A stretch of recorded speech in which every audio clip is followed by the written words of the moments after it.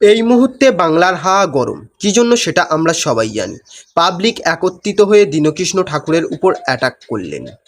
ঘটনাটা দেখে নেব আর অনেক কিছু তথ্য জানতে পারবো। ভিডিওটা শেষ পর্যন্ত দেখুন।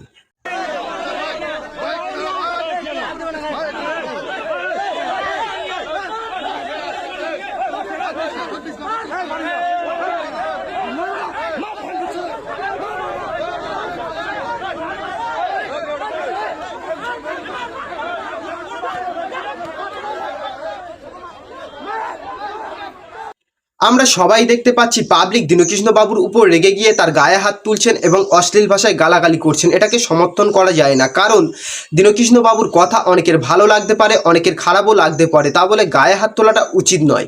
তবে আমার নিজস্ব মতামত অনুযায়ী দীনকৃষ্ণ বাবু সমাজকে বিভক্ত করছে, কারণ আমি যেখানে থাকি সেখানে কখনো জাতিভেদ প্রথা দেখিনি, কিন্তু আজকে জাতপাত বিষয়টা মাথা চাড়া দিয়ে উঠেছে। এখন আপনিই বলুন, দীনকৃষ্ণ বাবু মানুষের মধ্যে বিষ ঢোকাচ্ছেন নাকি অমৃত? নেক্সট ভিডিওটা দেখে নেব এবং অনেক কিছু জানতে পারবো। ভিডিওটা শেষ পর্যন্ত দেখবেন।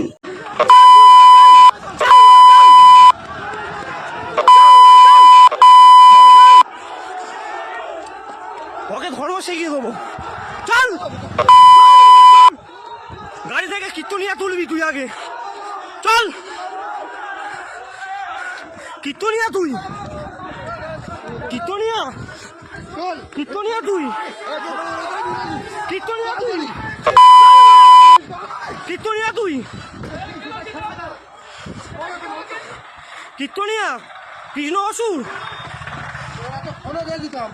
কৃষ্ণ অসুর। দীনকৃষ্ণ বাবুর গায়ে হাত তোলাটা যেমন সমর্থন করছি না, ঠিক তেমনই দীনকৃষ্ণ বাবু যদি হিন্দু ধর্মের কুসংস্কার কুপ্রথাগুলিকে ধ্বংস করে প্রকৃত বা মূল সনাতন ধর্ম বা হিন্দু ধর্মকে জাগরিত করতে চান মানুষের মধ্যে, তাহলে উনি কেন বৌদ্ধ ধর্ম গ্রহণ করলেন? এছাড়াও দীনকৃষ্ণ বাবুকে যারা সাপোর্ট করেন তারাই অনেকে বলছেন পুজোর নামে তোলাবাজি করা বন্ধ হোক, মানে পুজোর নামে চাঁদা চাইলে সেটা তোলাবাজি। তাহলে আমাদের পাশের এলাকাতে একটি হরিবাসরে দীনকৃষ্ণ বাবু আসছেন। যারা এই অনুষ্ঠান দিয়ে থাকেন তারাও হরিনাম সংকীর্তনের জন্য চাঁদা কালেক্ট করেন, তাহলে সেই হরিবাসরের দীনকৃষ্ণ বাবু আসছেন।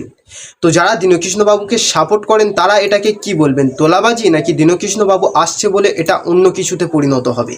কমেন্ট করে জানাবেন। ভিডিওটা ভালো লাগলে লাইক, শেয়ার অ্যান্ড সাবস্ক্রাইব করতে ভুলবেন না।